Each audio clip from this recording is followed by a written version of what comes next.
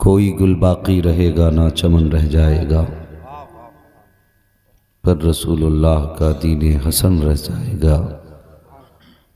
اطلس و کم خواب کی پوشاک پر نازا نہ ہو، اس تنے بے جان پر خالی کفن رہ جائے گا۔ ہم سفیر و باغ میں ہیں کوئی دم کے چہچہے، بلبلیں اڑ جائیں گی سونا چمن رہ جائے گا۔ ہم نے اپنی زندگی کے کتنے دن ایسے گزارے جن دنوں میں ہم نے دیکھا کہ کئی ایسے چہرے جو ہر موڑ پہ ملتے تھے، ہر راہ میں ملتے تھے، ہر دن ملتے تھے، ہر شام ملتے تھے، لیکن برسوں بیت گئے ہم نے وہ چہرے نہیں دیکھے، زمانے گزر گئے ہم نے وہ لوگ نہیں دیکھے۔ کہاں گئے وہ لوگ، کہاں گئے وہ چہرے؟ ذرا سی غور کرنے کی بات ہے۔ آپ دنیا میں نگاہ ڈالیں، بستی ویران ہوتی جا رہی ہیں، قبرستان آباد ہوتے جا رہے ہیں۔ آج قبرستانوں کا عالم یہ ہے کہ قبریں بنانے کے لیے ان میں جگہیں نہیں ملتی، اور شہر اور بستیوں کے حال دیکھو تو کتنے پرانے کھنڈر تمہیں نظر تو آئیں گے، لیکن اس میں بسنے والے نظر نہیں آتے۔ یہ دنیا ہے، آنی جانی ہے، یہاں پہ کوئی ہمیشہ کے لیے نہیں آیا ہے۔ جو جتنی عمر لے کے آیا ہے اس کو اتنی گزارنی ہے اور گزر جانا ہے۔ لوگ دنیا میں آ کے سکھ ڈھونڈتے ہیں۔ مجھ سے کسی نے کہا تھا، مولانا حضرت جی اس دنیا میں سکھ کیوں ڈھونڈتے ہیں لوگ؟ میں نے کہا کیوں؟ اس کے ایک جملے نے پوری زندگی کا سبق سکھا دیا۔ شاید میں اکثر کہتا ہوں انداز بیاں میرا بہت شوق نہیں ہے، شاید کہ اتر جائے تیرے دل میں میری بات۔ لوگ کہتے ہیں مولوی تیری بات اثر کرتی ہے دل میں اور تو بہت اچھی بات سمجھاتا ہے، لیکن اس شخص نے ایک جملہ بول کے مجھے سمجھا دیا۔ اس نے کہا لوگ اس دنیا میں سکھ ڈھونڈتے ہیں جس دنیا میں آدم جیسی شخصیت سزا کاٹنے آئی ہو۔ تو یہ دنیا دارالعمل ہے، یہاں عیش کی تلاش نہ کرو، یہاں دکھ کا تو ساتھ ہے۔ جس بندے سے بات کریں گے جواب یہی ہوگا کہ میں پریشان ہوں، جواب یہی ہوگا مجھے چین نہیں، پیسے والا ہو، غریب ہو، امیر ہو، جو جس حال میں بھی ہے، لیکن جواب یہی ہے پریشان ہوں۔ تو سکھ تجھے کیسے مل سکتا ہے؟ جہاں آدم سزا کاٹنے آئے ہوں وہاں سکھ کا سوال کیا ہے؟ اگر سکھ ہی چاہیے تو محمد کی غلامی کے دامن میں آ جاؤ۔ بس یہ ایک راستہ تو سکھ کا نظر آتا ہے۔ جب تک بکے نہ تھے تو کوئی پوچھتا نہ تھا، تم نے خرید کر ہمیں انمول کر دیا۔ لوگوں، یہ دنیا آنی جانی ہے اور ایک نہ ایک دن ہمارے جنازے بھی اٹھیں گے۔ لوگ کہیں گے چلا گیا، او یار ایسا منہ لے کے نہ جانا کہ لوگ جانے کے بعد کہیں اچھا ہوا کچھ جگہ تو خالی ہوئی۔ ایسے عمل کر جانا لوگ جانے کے بعد کہیں جس دن سے گیا کہ دنیا سونی لگ رہی ہے۔ ایسے کتنے جنازے اٹھے جن کے جانے کے بعد لوگوں نے دنیا کو سونا کہا۔ ایسے بھی جنازے اٹھتے لوگ کہتے ہیں اچھا ہوا، لوگ تو چین سے رہیں گے، یہ مر تو گیا۔ ایسے عمل نہ کرنا۔ اگر ایک بندہ بھی جنازے میں ایسا کہنے والا ہو گیا نا کہ اچھا ہوا چلا گیا، تو پھر سوچ لینا خیریت نہیں ہے۔ یہ بہت بڑی بات میں نے 2 جملوں میں کہی ہے۔ اگر تمہارے جنازے کو دیکھ کے کسی نے اتنا کہہ دیا اچھا ہوا دنیا تو خالی ہوئی، تو سمجھ لینا تو کسی کا دل توڑ کے جا رہا ہے۔ اور یار جانا تو ہے ہی، کم سے کم ایسا عمل کر کے جا، فرشتے سوال بعد میں کہیں، دنیا والے پہلے کہہ دیں کہ یہ گھر چھوڑ کے نہیں گیا، ہمارا دل توڑ کے گیا ہے۔ تو اتنا کم سے کم میں اکثر کہتا ہوں لوگوں سے ملنا جلنا اتنا تو رکھو کہ جانے کے بعد تمہاری کمی محسوس کی جائے۔ اگر اتنے بھی تعلقات نہ کر سکے کہ تمہارے جانے کے بعد تمہاری کمی محسوس کی جائے تو پھر آئے کیوں تھے دنیا میں؟ لوگ کہتے ہیں نہیں مجھے کسی سے ملنے کی عادت نہیں ہے، میں اکیلا رہنا چاہتا ہوں۔ بیٹے صرف دنیا میں ہی اکیلا نہیں، پھر قبرستان میں بھی اکیلا ہی رہے گا۔ لوگ اس کے لیے تو ہاتھ اٹھاتے ہیں نا جس کی یاد آتی ہے، وہ یاد اسی کی آتی ہے جس سے ملنے کی عادت ہوتی ہے، اور ملنے کی عادت اسی سے ہوگی جو وقت دے گا۔ آج لوگوں کو اپنے دکھ بڑے لگتے ہیں لیکن دوسروں کے دکھ چھوٹے لگتے ہیں۔ یوں زندگی نہ گزارو، دوسرے کے دکھ کو بھی دکھ سمجھو، دوسروں کی خوشی میں شامل ہو۔ کسی سے حسد نہ کرو. آج اللہ معاف کرے اس امت میں جادوگری اتنی تیزی سے پھیل رہی ہے، کرنا کرانا وہ عالم ہے. ہمارے پاس تو فون آتے ایسے ایسے حالات لوگوں کے ہیں کہ یار بچے ان کے فاقے سے سو رہے ہیں. یہ قوم ہے ہماری، بچے فاقے سے سو رہے ہیں، باپ کو معذور بنا کے بستر پہ ڈال دیا. جو عمر جوانی کی تھی، جو عمر کمانے کی تھی، اس عمر میں لوگوں کے بدن کام کرنا چھوڑ گئے، کسی کے ہاتھ کام چھوڑ گئے، کسی کے پیر کام چھوڑ گئے. کوئی دماغ سے سوچنے پہ مطلب بالکل آ رہی ہے، سوچ ہی نہیں سکتا، اچھے بھلے کا فیصلہ نہیں کر سکتا. آج امت کہاں کھڑی ہے کہ ہمیں مرنا نہیں ہے؟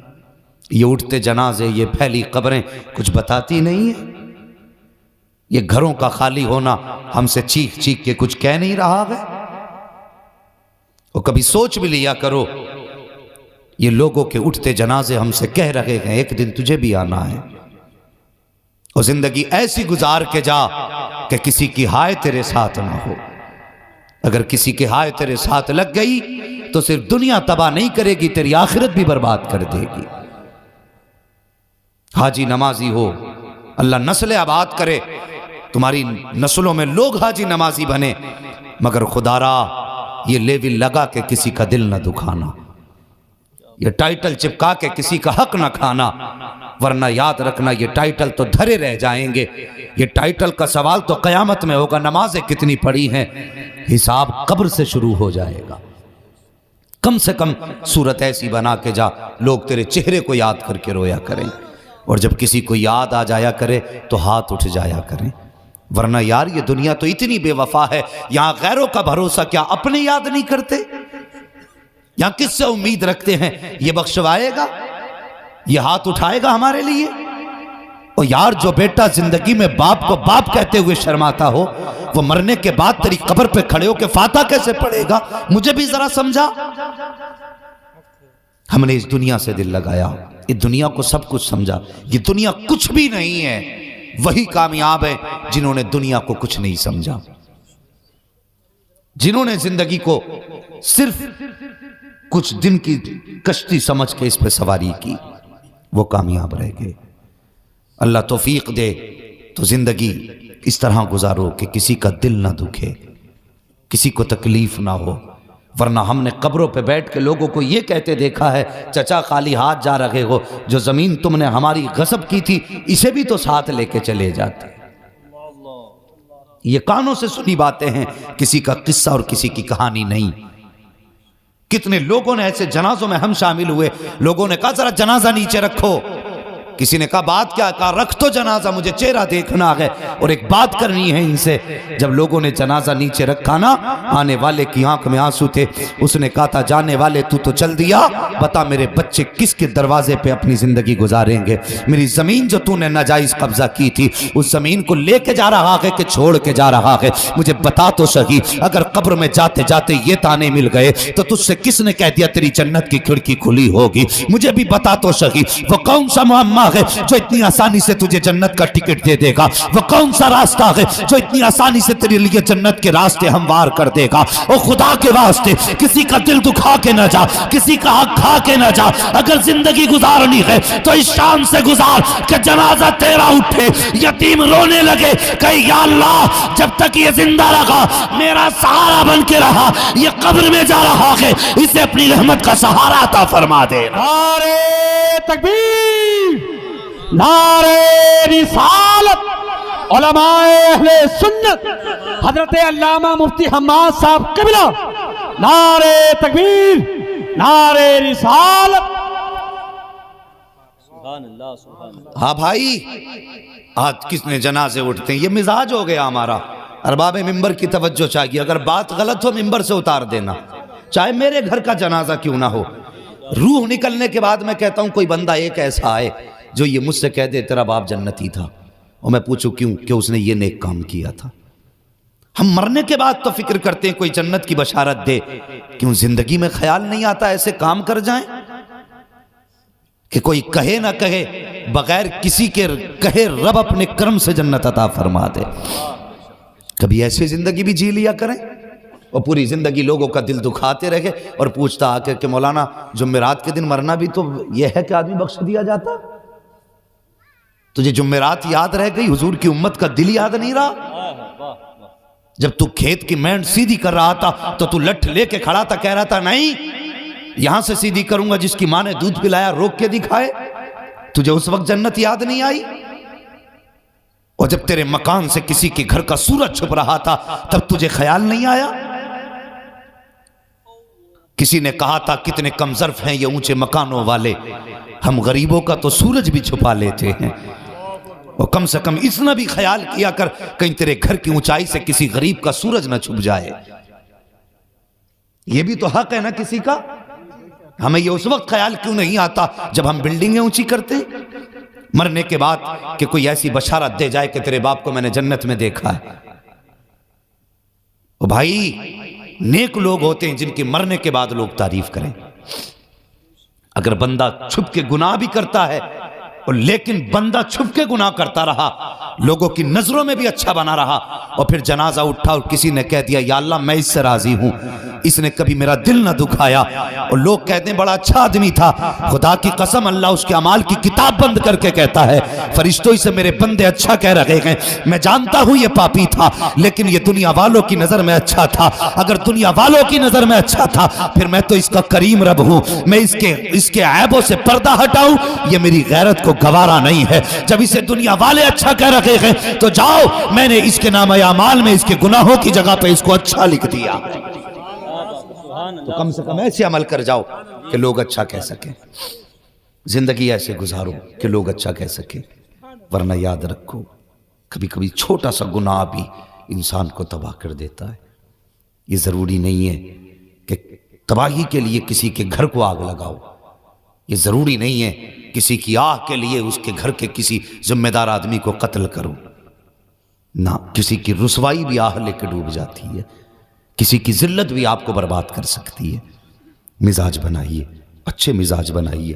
ہم لوگ فخر سمجھتے ہیں کسی کو ذلیل کرنا، فخر سمجھتے ہیں کسی کو رسوا کرنا، جب بیٹھتے ہیں نا نہیں وہ بھئی تمہارے پھوپا ہیں وہ، کہ نہیں میں اسے پھوپا نہیں مانتا، کیوں کہ اس نے میرے ساتھ یہ غداری کی ہے۔ تو بھائی تیرا اپنا ہے، غلطی کی ہے نا اس نے تو دل میں چھپا کے رکھ، چوراہے پہ اس کے عیب بیان نہ کر۔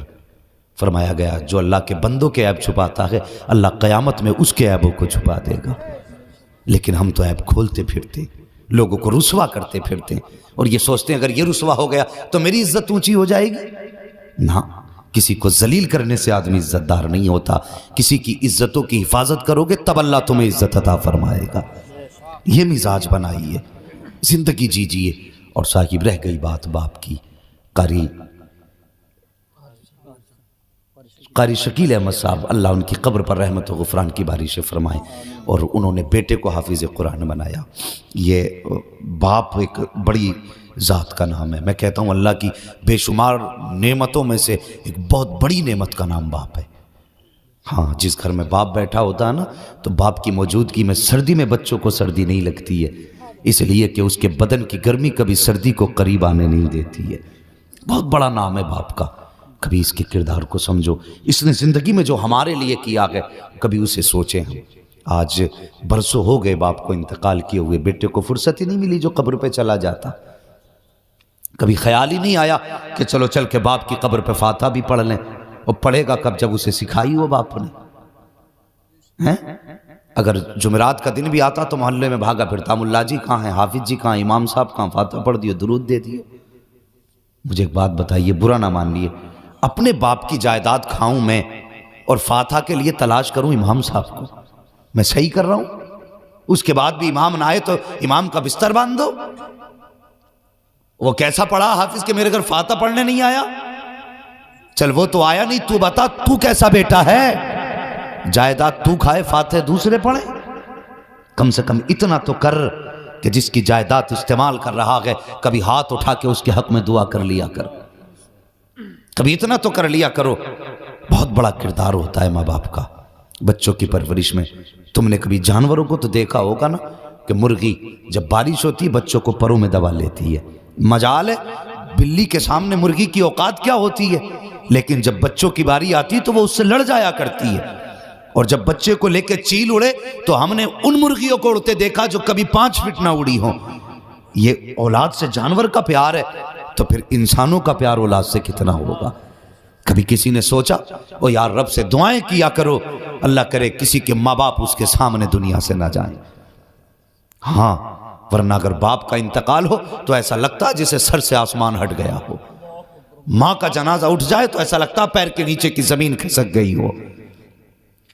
بڑی مشکل ہوتی ہے زندگی باپ کے بعد جینا. بالکل ایسے جیسے آندھی میں کوئی درخت گر جائے پھر اسے سیدھا کرنے میں جتنا مشکل لگتا ہے نا اتنا ہی باپ کے بعد اولاد کو سیدھا ہونے میں وقت لگتا ہے. آج ماں باپ ہے نا ان کی عزت کرو ان کی قدر کرو. جوانوں خدا کے واسطے کبھی ان کے منہ نہ لگنا. میں جانتا ہوں کبھی غصے میں بڑھاپے میں ان کے فیصلے غلط بھی ہوں گے. بڑھاپا ہے نا بڑھاپے میں جا کے عقل اتنا کام نہیں کرتی جتنی جوانی میں کرتی ہے. لیکن ان کے اس غصے کو برداشت کرنا ہی تیرے لیے جنت میں جانے کا سبب بنے گا. اصل یہی ہے ان کا بڑھاپے کا غصہ تجھے جنت تک لے کے جائے گا.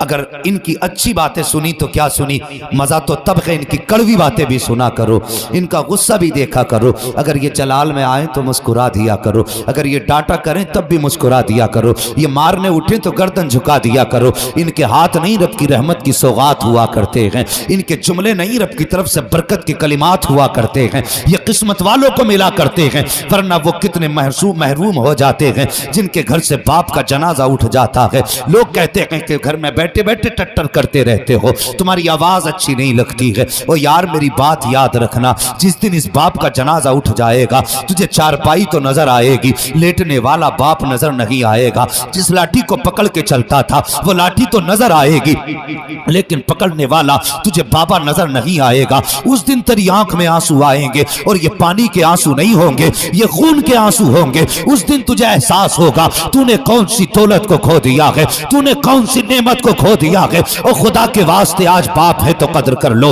آج باپ ہے تو عزت کر لو. تیرے برے وقت میں کوئی کام آتا ہے تو باپ آتا ہے. تیری بری حالت میں کوئی دعائیں دیتا ہے تو باپ دیتا ہے. اور یار میں نے باپ کے جگر کو ایسا پایا ہے جن بیٹوں نے باپ کو گالیاں دے کے گھر سے نکالا ہے اگر برا وقت آیا ہے تو وہی باپ بے تاب ہو کر کے رو کے کہتا ہے یا اللہ میرے بیٹے کی مصیبت کو ٹال دے. دنیا کہتی ہے تو کتنا بغیرت باپ ہے. جس بیٹے نے گالی دے کے گھر سے نکالا آج اسی کو دعائیں دے رہا ہے. جس نے تجھے گالی دے کے بے عزت کیا تھا آج اس عزت کی دعائیں مانگ رہا ہے. تو یار باپ کے لہجے بھی عجیب ہوتے ہیں باپ کا انداز بھی عجیب ہوتا ہے. جس باپ کو گالی دے کر کے اولاد نکال دیتی ہے وہی باپ آنکھ میں آنسو بھر کے کہتا ہے اور چپ ہو جا یہ میرے بیٹے کا معاملہ ہے. جو اس نے کیا تھا وہ اس کا کردار تھا جو میں کر رہا ہوں یہ آج ایک باپ کا کردار ادا کر کے دکھا رہا.